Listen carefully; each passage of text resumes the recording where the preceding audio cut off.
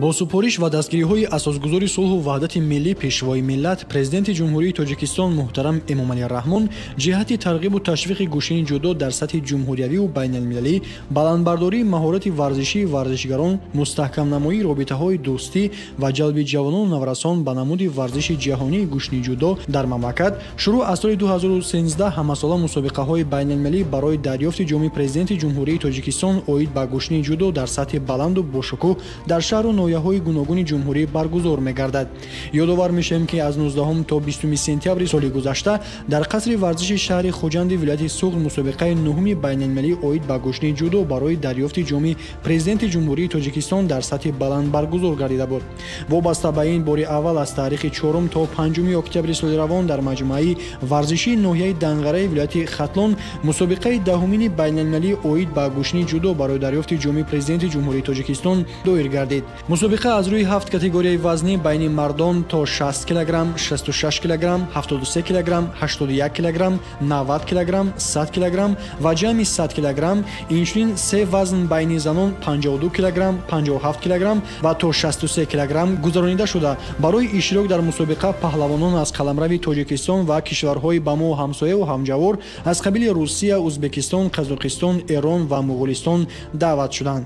Дар марҳалаи муқаддамотии ҷоми президенти ҷумҳурии тоҷикистон маросими ифтитоҳи расмии чорабинӣ бо иштирок ва суханронии президенти Федератсияи ҷудои Тоҷикистон Исмоил Маҳмадзоир, раиси кумитаи кор бо ҷавонон ва варзиши назди ҳукумати ҷумҳурии Тоҷикистон Абдулло Қурбунзода, раиси ноҳияи Данғара Раҳмон Исломиддин ва меҳмони ифтихории сафири кишвари Ҷопон дар Тоҷикистон Тосимиро Таеки баргузор гардид. Гуфта шуд, ки роҳбарияти мамлакат баҳри боз ҳам ривоҷу равнақи яке аз риштаҳои варзиши ҷаҳонии ҷудо тамоми имконияту шароитҳоро фароҳам оварда ташкил ва баргузор намудани чунин силсила мусобиқаҳои сатҳи баланд ғайр аз сайқал ёфтани маҳорату малакаи варзишгарони тоҷик ва ноил гардидан ба натиҷаҳои назаррас, инчунин барои ҷалби варзишгарон ва мухлисони ин нави варзиш аз хориҷи мамлакат заминаҳои устувор фароҳам меорад.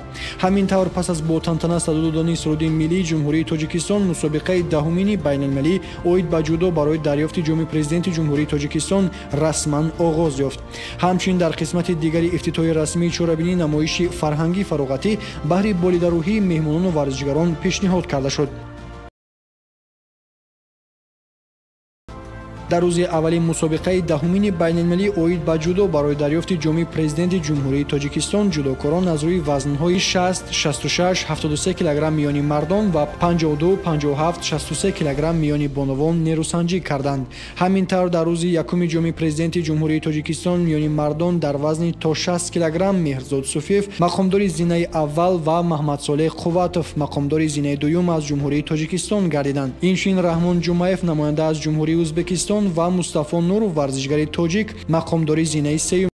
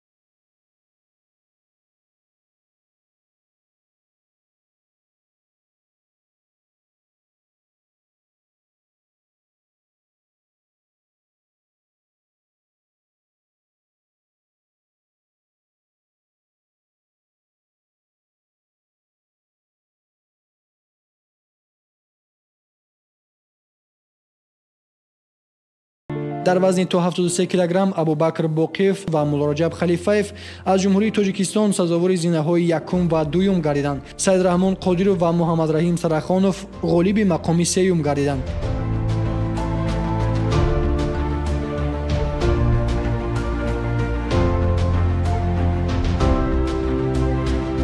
Более 12 лет я занимаюсь спортом дзюдо. бештар аз 12 сол аст ки ба варзиши навъи ҷудо шуғл меварзам. Чемпиони чандин каратаи Осиё ва бозиҳои олимпӣ ҳастам.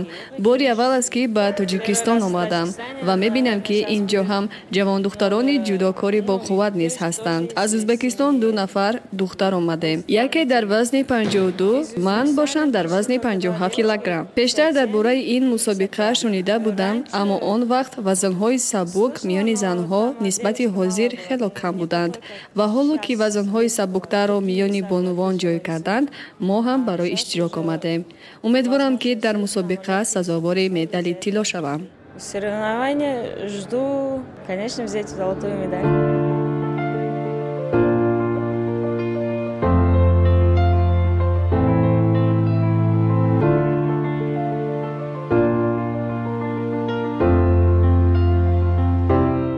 инчунин дар рӯзи якуми ҷоми президенти ҷумҳурии Тоҷикистон миёни бонувон бошад дар вазни то 52 кг Сита Қадамбоева аз ҷумҳурии Ӯзбекистон бо пирӯз шудан ба Аҳлия Муминова варзишгар аз ҷумҳурии Тоҷикистон мақомдори зинаи аввал гардид. Саёҳат Холназарова ва Мадина Қурбонзода аз ҷумҳурии Тоҷикистон сазовори зинаи сеюм гардиданд. Дар вазни то 57 кг Нилуфар Эрманбетова аз ҷумҳурии Ӯзбекистон ва Кан Александра аз Федератсияи Русия аз тими варзишгарони бетараф сазовори зинаҳои якум ва дуюм гардиданд. Шоҳида Қаландарова ва Рӯзафсун Бекназарова намояндагони ҷумҳурии Тоҷикистон сазовори ҷои сеюм гардиданд. Дар вазни то 63 кг Ҷонона Назарова мақомдори зинаи аввал ва Мавлуда Одинаева мақомдори зинаи дуюм аз ҷумҳурии Тоҷикистон гардиданд. Дар сабқатҳои ин вазн як нафар ҷудокорбону аз Афғонистон ғолиби ҷои сеюм гардид. ғолибону ҷоизадорон бо медал ва ҷоизаҳои пулӣ ҷои якум бо 27500 сомонӣ, ҷои дуюм бо 16500 сомонӣ ва ду ҷои сеюм бо 11000 сомонӣ қадрдонӣ карда шуданд.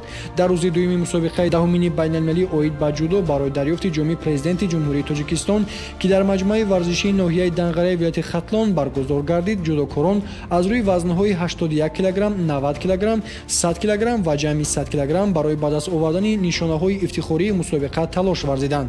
ҳамин тавр дар рӯзи дуюми ҷоми президенти ҷумҳурии Тоҷикистон дар вазни то 81 кг Ҳикматулло Тураев намоянда аз ҷумҳурии Ӯзбекистон мақомдори зинаи аввал, Ганҷимурод Умаров аз Федератсияи Русия аз тими варзишгарони бетараф сазовори зинаи дуюм, инчунин Маҳдӣ Фатиҳпурадал аз ҷумҳурии Исломии Эрон ва Сунатулло Лоиқов аз ҷумҳурии Тоҷикистон мақомдори зинаи сеюм гардиданд. Дар вазни то 90 кг бошад ҳама зинаҳои ифтихориро варзишгарони тоҷик ба даст оварданд. Ҷаҳонгир Маҷидов сазовори ҷои аввал, Шодмон Ризоев сазовори ҷои дуюм, Акмал Муродов ва Умар Расулов сазовори ҷои сеюм аз ҷумҳурии Тоҷикистон шуданд. Дар вазни то 100 кг Шермуҳаммад Чондиров аз ҷумҳурии Ӯзбекистон мақомдори зинаи аввал, Руфот Худаков аз ҷумҳурии Ӯзбекистон мақомдори зинаи дуюм ва Субҳон Юсупов ҳамроҳ бо Фирдавс Насимов варзишгарони ҷумҳурии Тоҷикистон сазовори зинаи сеюм гардиданд.